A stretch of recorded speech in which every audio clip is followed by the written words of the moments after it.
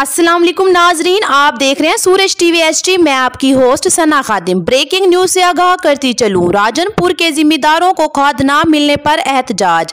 जिम्मेदारों ने tractor trolley से चौक को ब्लॉक कर दिया और हड़ताल जारी। मजीद तफसीलात आपको बताएंगे चीफ रिपोर्टर अब्दुल गफार इस रिपोर्ट में।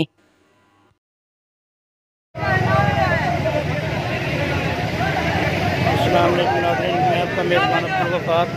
मैं इस वक्त राजनपुर चौक अल्लाहबाद पे मौजूद हूँ। यहाँ पर लोग खाद के लिए सख्त एहतजाज हैं।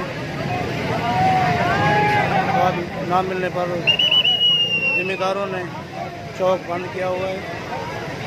चौक में ट्रैक्टर ट्राली खड़ी की हुई है।